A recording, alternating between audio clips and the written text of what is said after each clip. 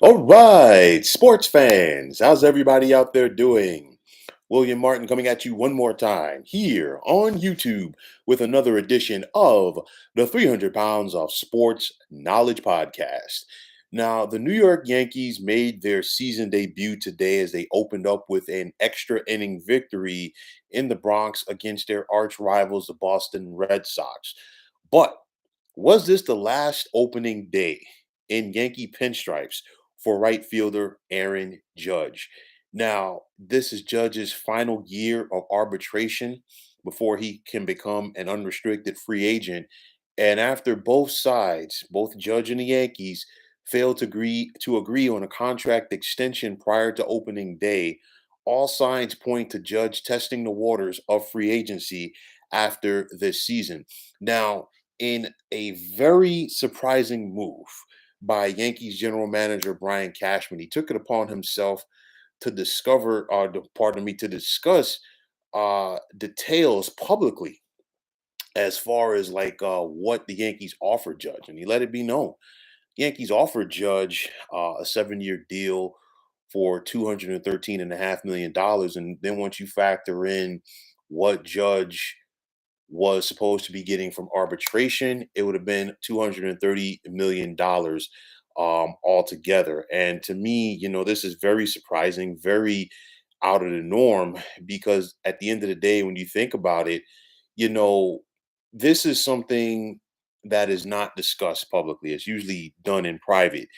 And for me, it's a shrewd move by Cashman because this is a way, in my opinion, to get fans on the side with the Yankees and, of course, make Judge look like the bad guy because the average fan is going to see that and say, hey, you know what? He's turning down a deal which on average is going to pay him more than $30 million a year. Then on top of that, you know, there are going to be people out there right now, I guarantee you, that are going to say, well, who is Aaron Judge to say no to the New York Yankees? So, Judge, he's been a fan favorite, since his career began with the Yankees.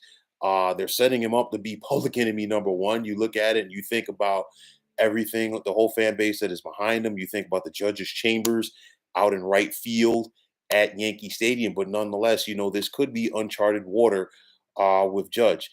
And for me, the Yankees, I think they flirted with disaster in this scenario, and it got a lot, and has the potential to get a lot worse because you think about them not being able to get a deal done.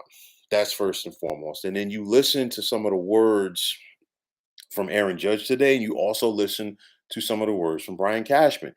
And with Aaron Judge, after the game, he said it plain and simple. He was quoted, I don't like talking numbers.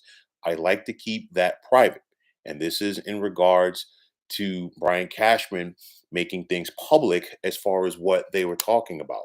I kind of felt like it was private between my team and the Yankees.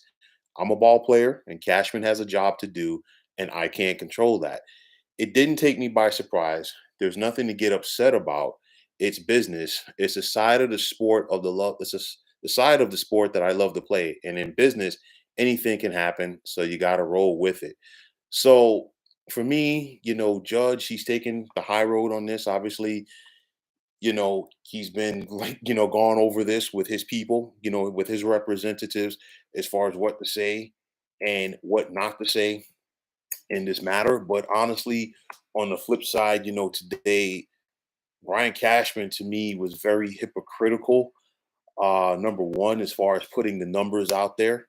Then on top of that, it's one of those where you say that you don't want to discuss things publicly, but you put them out there. And I say that because Cashman was quoted that I don't think it serves me or us or Aaron well to talk anything about talk about anything that came up in negotiations.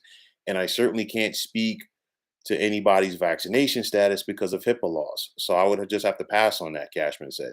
It was really good, healthy dialogue that did not lead to a positive conclusion at this date. But it doesn't mean that a conclusion in a positive way for the Yankees and Aaron Judge together in the future can't happen. It's not just going to happen right now. And that is very well and true. Okay. Could this thing play out? And could the Yankees come back in the offseason with Aaron Judge and work out a new deal? Absolutely.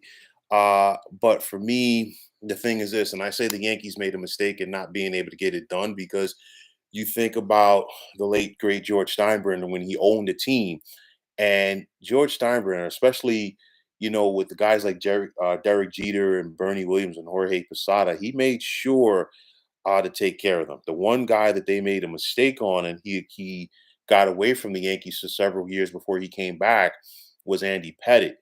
But nonetheless, Steinbrenner made it his business to take care of his guys, and that is something that the Yankees are not doing right now. They have the big contracts of the likes of John Carlos Stanton. They have the big contract of Garrett Cole, and if they mess around, Aaron Judge could go out the door. I mean, let's not dance around the floor in this. This is the third round of arbitration that the Yankees and Judge have gone through, and in his 6 years in New York, these are some of the things that he's done. He was the American League Rookie of the Year in 2017 when he slugged a career best 52 home runs. He's a three-time All-Star while he finished second in the AL MVP balloting in 2017 and fourth last year. Now, you're talking about a guy who has 158 career homers. He has proven that he is one of the premier sluggers in Major League Baseball, and he's proven that he is one of your star players on the Yankees. And like I cannot say this enough, the Yankees should have never allowed it to get to this point. And as the Yankees, to me, they've spent so much time touting the ability of Judge and how important he is. They should have made it their business to take care of him because now you're going to, number one, allow Judge to play this out. And if he has a big season like I expect him to, it's not just the dollar and cents amount that could drive him out of Yankee pinstripes. It's also the fact that, you know what, sometimes things come out in arbitration that just drive a wedge between player and team. Could that happen here? I'm not sure, but is it a possibility? Absolutely. Now, like most players entering their walk year, Judge does not want to negotiate during the season because he wants to let his play do the talking for him. And we've seen that in the past.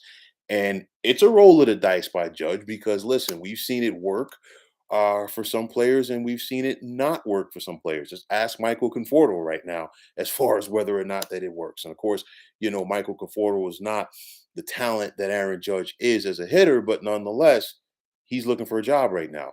Now, heading into next off season, and this is hypothetically speaking, but don't leave it out of the realm of possibilities that you can see some big market teams like the Los Angeles Dodgers, New York Mets, and Boston Red Sox all go after Aaron Judge. And this is just a few of the teams. And I mean, think about it with Dodgers.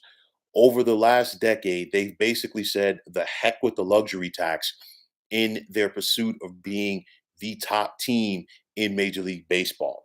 Now, in regards to the Mets, new team owner Steve Cohen is willing to spend money in spite of the fact that most of the small market owners are attempting to muzzle him.